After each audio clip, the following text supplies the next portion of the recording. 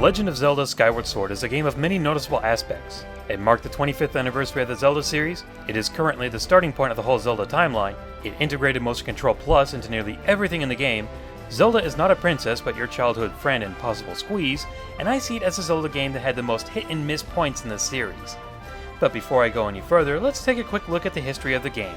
At E3 2009, they showed off a teaser artwork of the next Zelda game. This vague artwork practically told us everything about the game.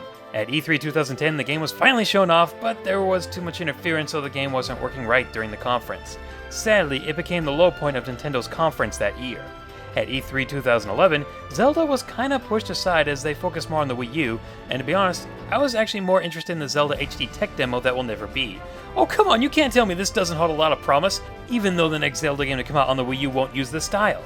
Skyward Sword was finally released in November 2011. Some Zelda fans say it's the best Zelda game ever. Some even say it's the best game of all time, and others did not see it that way. But that's enough history of a game that you should have known the history to already. Let's get to the story.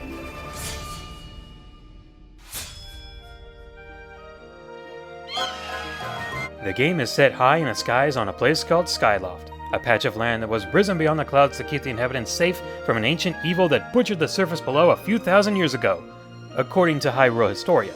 How generations survived on such a tiny rock and not have the whole place overpopulated is beyond me. They must have a birth law worse than China. Anyway, you play as this guy, who we'll just call Link. It's the day of the wing ceremony that will let Link become a knight, but Link's ride is missing. Once you find it, it's time to take a flight test. After he passes, because that's how the game is set up, Link gets some alone time with Zelda.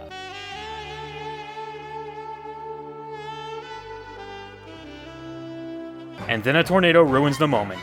Stupid plot, couldn't you wait just 5 more minutes? Zelda gets sucked in and Link gets thrown around. Link survives and uses sign language to tell Zelda's dad the bad news that he didn't come back home with his daughter. Does this guy have courage or what, folks? Then Link gets visited by a spirit called Fi, or Fi, or however you want to pronounce her name. I like to refer to her as the one who points out the pointless obvious information around every corner and makes me miss midnight and heavy with a burning passion. But I'll just call her Fi because I'll eventually slip up and call her that anyway. She guides Link to pick up what should have been called the Skyward Sword, and Link sets out with Fi to explore the surface in order to find Zelda and bring her home safely. You can discover the rest of the plot on your own, though in my opinion, it doesn't get interesting until after the 6th dungeon, but that's just me.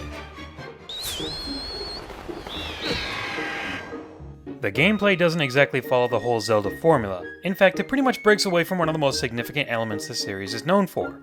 In most Zelda games, you find a dungeon, then find keys to open doors, solve puzzles, fight a mid-boss, get a new item, find more keys by solving more puzzles, defeat the evil monster inside, get a heart container, find out where you're supposed to go next, explore the area to find the next dungeon, and repeat the process until the end of the game.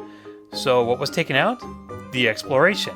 Now instead of exploring wide landscapes, you go through narrow pathways and areas that are only big enough to explore in a very short amount of time. Or through the open skies on the back of your Loftwing, a special bird given to everyone born in Skyloft as a reminder of their protector, Hylia.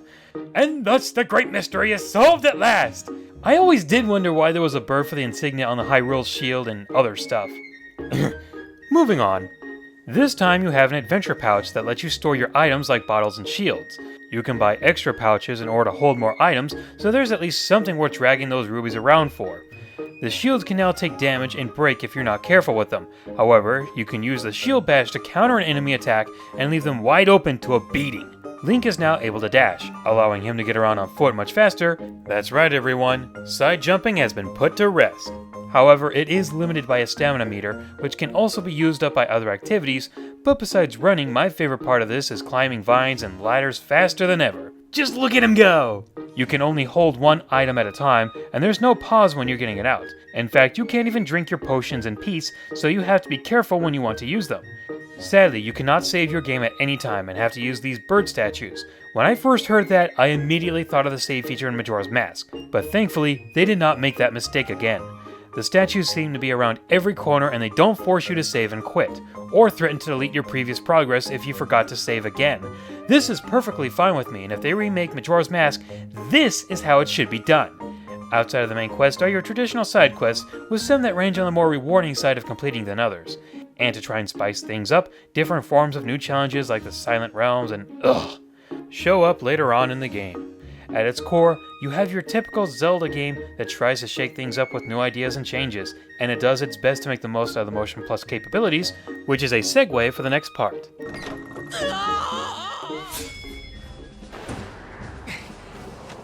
Nearly every item is now integrated with Motion Plus to help immerse the player into the experience.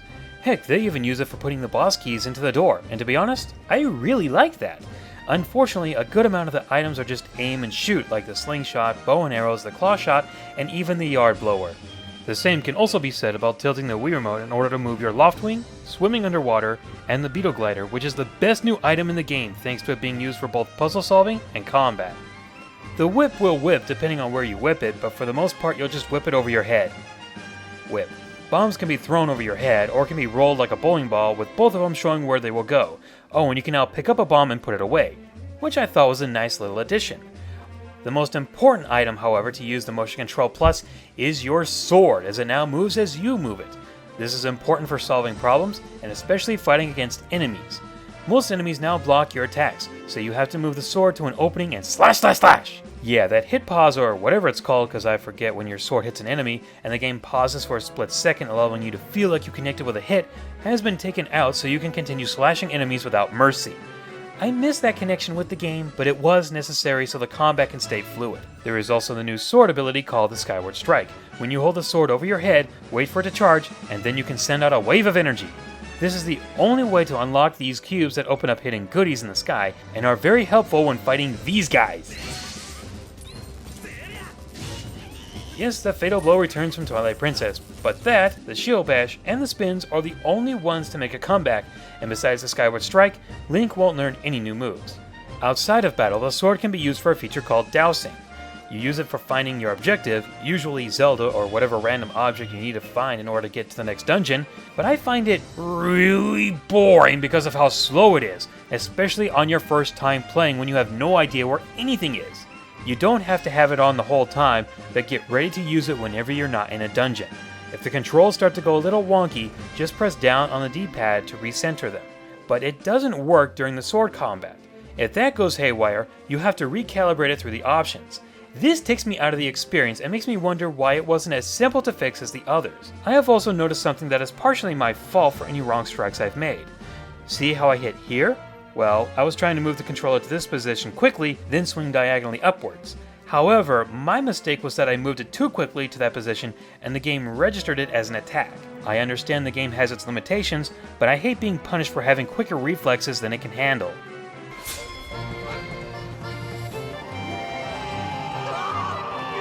I know I've given Skyward Sword a hard time in the past, but that's not to say I haven't found anything to like about the game. Far from it. I'll start off with some of the minor stuff I enjoyed before discussing the heavy stuff. First, the beacons. You can put marks on your map which then set up light beams in your area. This is useful for marking important locations or areas you can't explore yet because you lack a certain item to get through and want to return there later.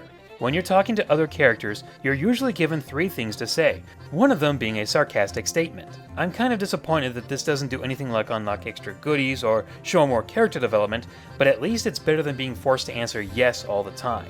Speaking of characters, there's a huge cast in the game, but in all honesty, only 3 of them really stick out. These Magma guys who show up in the Elden Volcano area and help you out a lot. And of course, the 2 who steal the show, Girahim and Groose. I've talked a lot about Girahim before, so I won't spend that much time on him. I'll just say he's kind of like your rival in this game.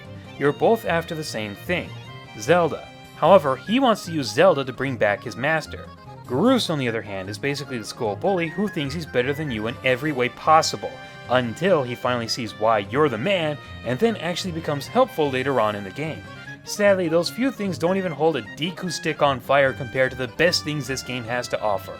If there's 2 things that I can say that this entry in the legendary franchise has done to a near perfection, it's the dungeons and boss battles. The dungeons have a great deal of thought put into them. They make the absolute most of the items you get, even if it's just for that dungeon, and a lot of creativity has been put into them. Rolling on a ball over lava terrain, crystals that make the environment change, and do I even have to bring up the ancient cistern? It's beautiful on the upper half and unsettling on the lower. It's hard to explain, but these dungeons feel completely different than what we've seen before.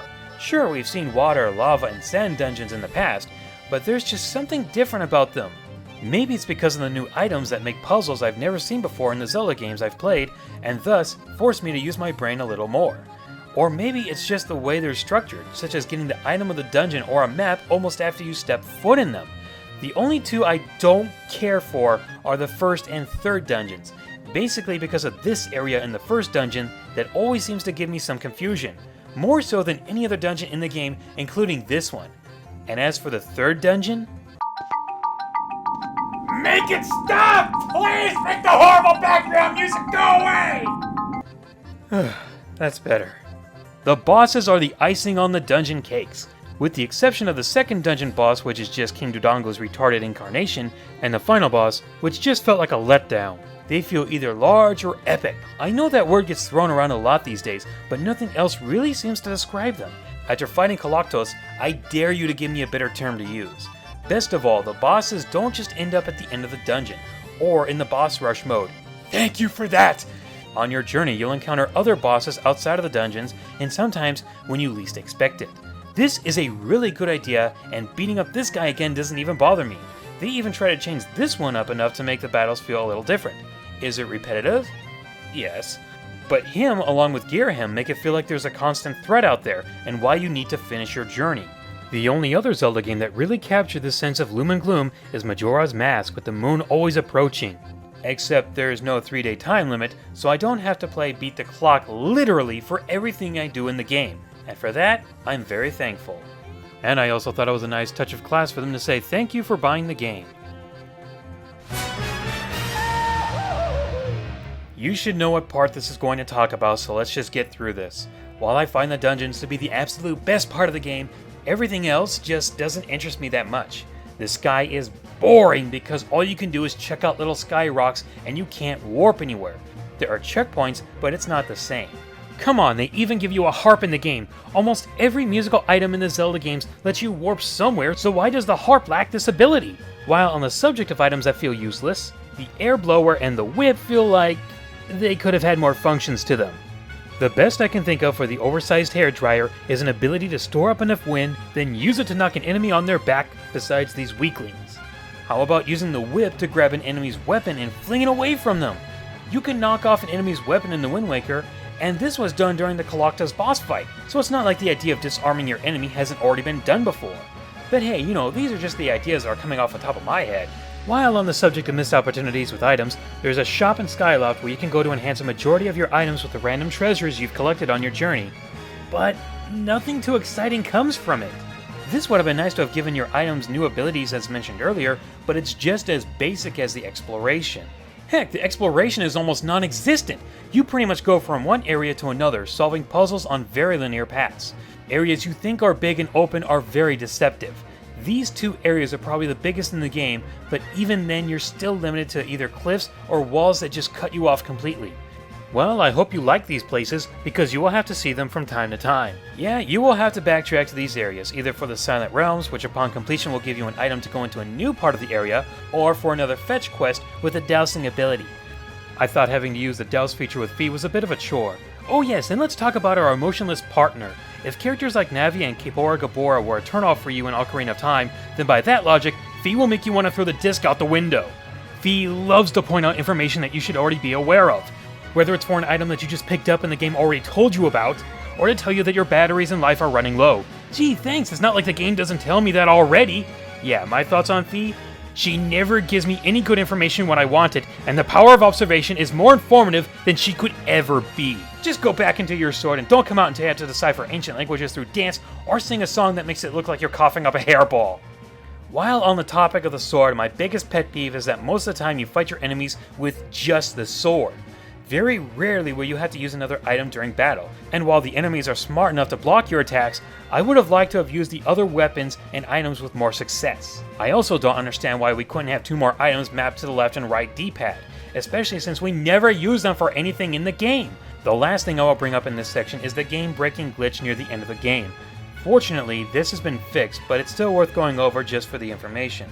Near the end of the game, you have to collect 3 parts of a song. If you get the song from the Thunder Dragon first, and then talk to this Goron before getting the other 2 parts of the song, the game will then lock up the other events, preventing you from beating the game.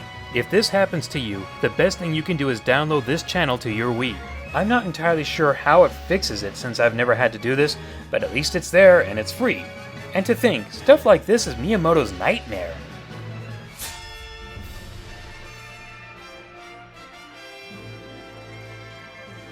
I don't hate Skyward Sword, but when I look at it, I can't help but feel a bit disappointed by it.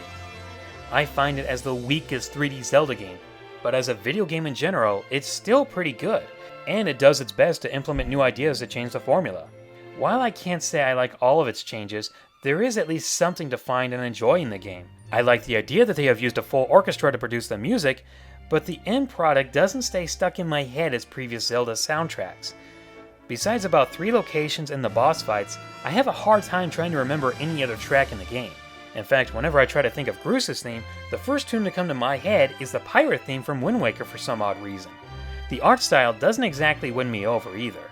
It's captivating in some areas and incomplete in others. Look at that background, it's all messy and garbled up, bleh. But music and art style are just personal tastes, and that won't hold much weight in this review. The game can hold its own weight thanks to the dungeons and bosses, but the reduction of the item uses and exploration just feels so odd to me. I hear a lot of fans say that this is their favorite Zelda game, and even their favorite game of all time, and that's perfectly fine. I, on the other hand, look at it and say, you missed a spot. I guess I just expect a little more from a franchise that always tries to go the extra mile in nearly every aspect and not just some of them. A 4 out of 5. It's an enjoyable experience for those who can play it.